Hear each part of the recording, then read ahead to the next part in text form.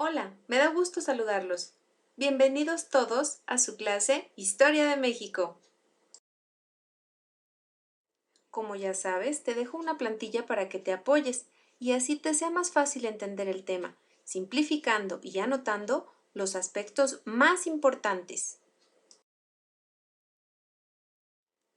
Te recuerdo que esta semana estamos trabajando con el aprendizaje esperado, explica cambios en las formas de gobierno del siglo XIX. Y con el énfasis, explicar el contenido de la Constitución de 1857 y las consecuencias sociales de las leyes de reforma.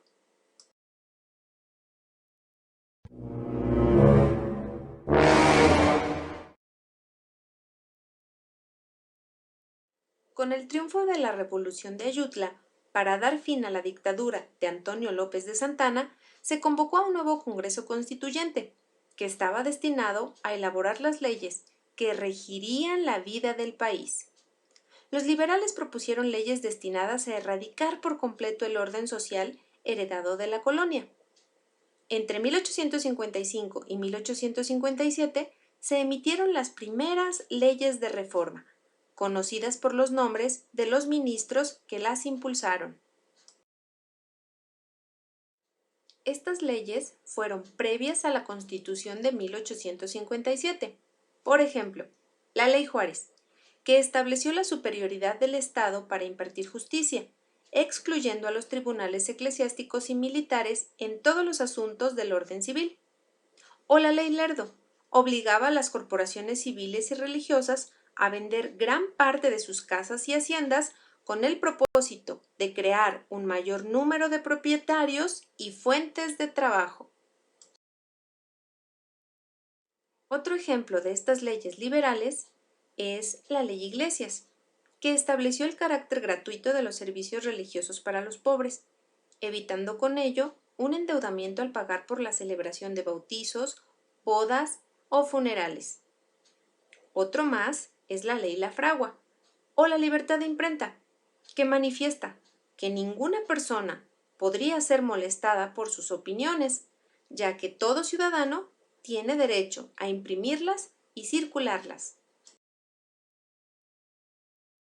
Las primeras leyes de reforma se promulgaron durante los gobiernos de Juan Álvarez e Ignacio Comonfort, quedando incorporadas en la nueva Constitución promulgada el 5 de febrero de 1857, la cual declaró que todos los mexicanos son libres desde su nacimiento, con pleno derecho a la libertad de enseñanza, de profesión, de asociación, de desplazamiento en todo el territorio nacional, así como la garantía de no ser molestados en su persona, su domicilio, a menos que la acción estuviera precedida por una orden judicial, y estableció el sistema de República Federal con la división tripartita de los poderes ejecutivo, legislativo y judicial.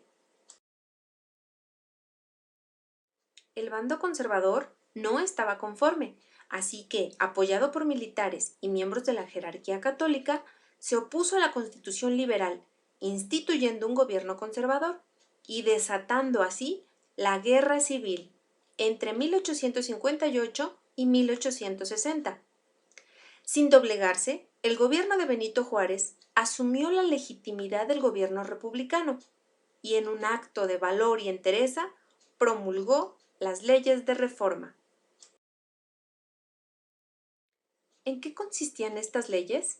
Bueno, en 1859 se publicaron las siguientes. La Ley de la Nacionalización de Bienes Eclesiásticos, con el propósito de financiar la guerra e incrementar el número de propietarios y contribuyentes.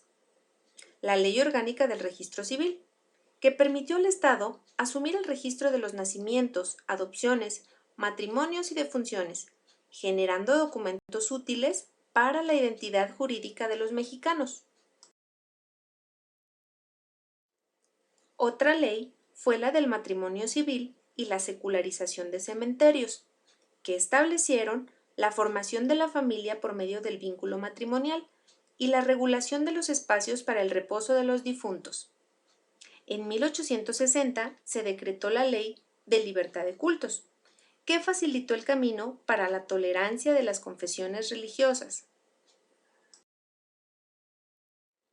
En 1861 se promulgó el decreto sobre la secularización de hospitales y establecimientos de beneficencia, con objeto de administrar las casas e instituciones dedicadas al auxilio de la gente necesitada.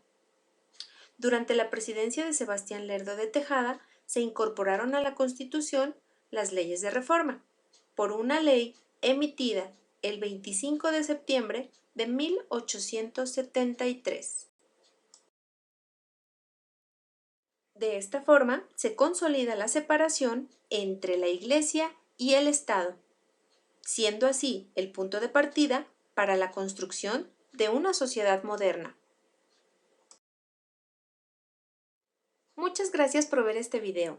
Espero que con esto te haya quedado mucho más claro cuáles fueron las leyes de reforma y qué efectos tuvieron en esa época y hasta nuestros días. Recuerda, los errores no son fracasos, son señal de que lo estamos intentando. ¡Nos vemos!